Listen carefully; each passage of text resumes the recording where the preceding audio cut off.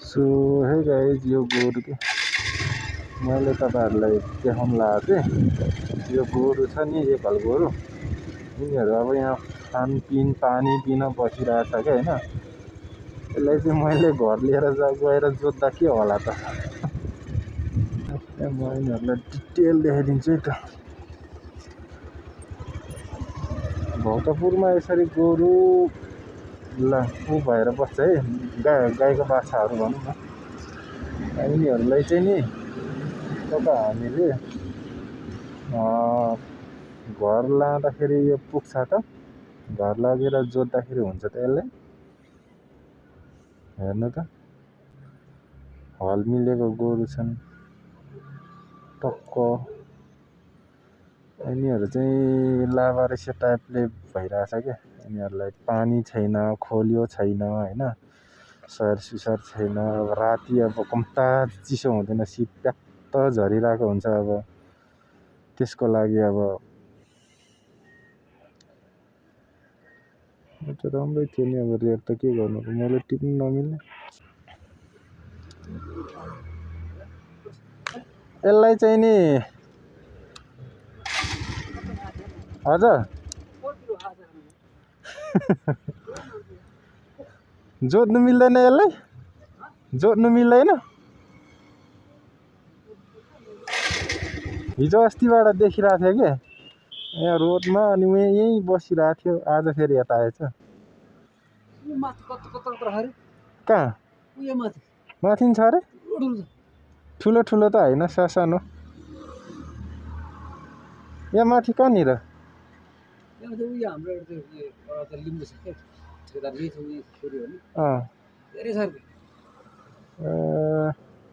यसलाई हामीले लगेर पाल्दा त जोत्दा त जोतिन्थ्यो होला नि। लान्दिन्छ त लान्दिँदैन होला, लान्दिँदैन होला होइन। यो पुलिसहरूले फेरि त्यो अर्कै नेगेटिभ सोच्छ नि त। अब मारेर खानलाई लगेको त्यो त्यस्तो हुन्छ नि त। यतिको चाहिँ दाउँदाखेरि पछि दाउन सकिन्थ्यो क्या। राम्रो जातको छ हेर्नु, खान नपारो हैन। यसलाई शीत भयो, शीतले खायो यसलाई, अनि खोले खान पाएको छैन, पानी भनेको बेला खान पाएको छैन। त्यही घाँस त अब यही भइहाल्यो हैन। खोल्यो र पानी खोल्यो, पानी पेलेर नुन पानी पेल्यो भने त यो खतरा हुन्छ होला है। लाने लैजान कसो कसो यहाँ छोड हो, यहाँ आएर हामीमा त्यस्तो भयो। यो बिरुवा अन्य सब बिरुवा खाएर हेर्नु त्यस्तो काट्यो है। माथि छ है, माथि कति चारवटा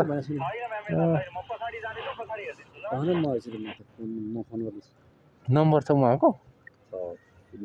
4वटा जति भयो त घर ठ्याक्कै 4 दिनमा त पुग्थ्यो होला हिँडाएर। होइन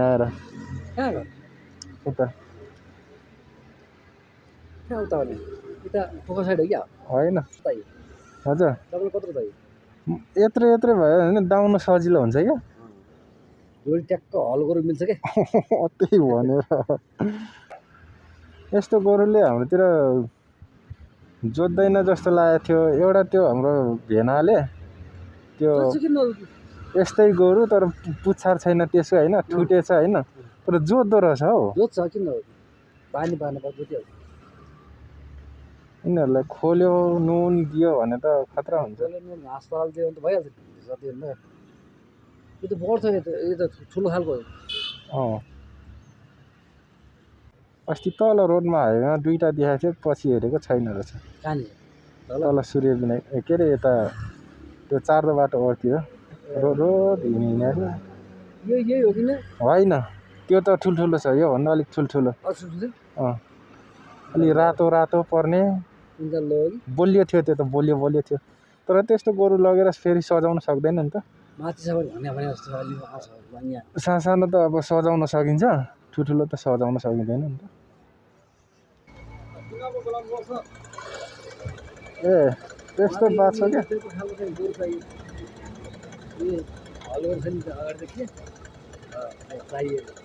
जोत्दैन यिनीहरूले, जोत्छ होला नि। होइन क्या, यिनीहरूले जोत्दैन। माथि छ भने माथि जति छ तर झार्छन् झरेपछि एक 10-12 ल्याउँछ यस्तै अहिले आजभोलि छ आजभोलि मुनिको गोरु त्यति छैन चाहिन्छ पनि झारेको बेला चाहिँ म खबर गरौँला यसरी 15-20 ल्याउँछ यस्तोहरू त्यहाँ त कुकुरले खाने उही मान्छेले मारी लाँदो रहेछन् त्यहाँ छ नि हौ जङ्गल यहाँ माथि त्यहाँ ल्याएर छोड्छन् त्यो चाहिँ के फार्मबाटै ल्याउँछ होला कि यिनीहरू बडै गाडीमा ल्याउँदछ राति ल्याएर छोड्छन् त्यहाँदेखि कति कोही मान्छेले लान्छन् कोही कुकुरले चाहिँ कुकुर गरे 10-15 आउँछन् अनि हाम्रो चाहिँ फेरि ठ्याक्कै जग्गा त्यहाँ हो क्या यस्तै गाउँ साउँ छ सबै खाएर अस्ति कोदो टिप्ने बेलामा नि टिप्नै परेन नि हौ भाडा 3 वर्ष यार 6 लाख रुपियाँ पर्छमा छैन नि हौ त्यहाँ अब के कोसँग जुत्नु राति कतिको ल्याएर छोड्छन् हिजो अस्तिसम्म त यत्रै छ 8-9वटा थियो लान्छन् क्या यो झारेको दिन त देखिहालिन्छ त्यहीँ अब हो लाने भने त झारेको बेलामा खबर गरौँला हुन्छ नम्बर तपाईँको लिइरहेछ मैले गाडी लिएर आउने लगाएर लाँदा त्यहाँ त कसरी के पनि भन्दैन तपाईँले गाडी लिएर लायो भने कसरी के भन्दैन सालमा लाग्यो भने के भन्छ केही भन्दैन के पनि कसले के भन्छ लान्छ अस्ति नगरपालिकाले पनि साह्रै त्यहाँ गऱ्यो भने नगरपालिका फोन गरेर नगरपालिकाले कि कसले गाडी ल्याएर 8वटा 9वटा लगाएर लग्यो है खालको पाउँछ नि हौ सेतो लाने कि रातो लाने कि कालो लाने रोजी छ नि ल सर है त ल हुन्छ ल धन्यवाद है त तपाईँलाई ल तपाईँको नम्बर लिइरहेछ म कल गरौँला नि तपाईँलाई ल कल गर्नु अनि भन्नु अनि म त्यहाँ भएको बेलामा ठ्याक्कै फोन गर्छु ल्याएर लिएर जानु ल हुन्छ कहाँ बस्छ मेरो बसा त्यहीँ मास्तिर हो जति पाउँछ जोत्नु चाहिँ हुन्छ होला भनेको मैले दुधदा पनि लगेर गाउँघरतिर यस्तो महँगो छैन हजुर गाउँघरतिर यस्तो महँगो छैन गोरु बहर खानेले पनि लान्छ जोत्नेले लान्छ खानेहरूले त कसले घरमा खान्छ पनि दिन्छ नि हौ फर्ममा पनि गयो भने जस्तै दिन्छ नि हौ हो पैसा उल्टै पनि दिन्छ नि एउटाको 2000 दिन्छ नि हो र लग्यो भने हिजो अस्ति मैले लाइज भन्दै थियो तिनीहरूले ल पठाइदियो होला एउटा पुरा 2000 रुपियाँ दिन्छ हौ एउटा लग्यो भने तपाईँले एउटा लाउने चाहिँ उल्टै 2000 दिन्छ कि 1000 देखि 2000 सम्म कुनैले 1000 दिन्छ कुनै 1500 कुनैले त्यही गाडी भाडा दिए भइगयो नि होइन त्यो गर्नु मात्र फर्मबाटै मिलाइदिनु ल म तपाईँको नम्बर अहिलेको मेरो नम्बर तपाईँलाई आउँछ होला नि अब यहाँ नम्बर त मिस गरेर राख्नु नभए SMS राख्नु म यो जोत्ने गोरु चाहिने भन्नु जतिमा टेन्सन नगर्नु ल हुन्छ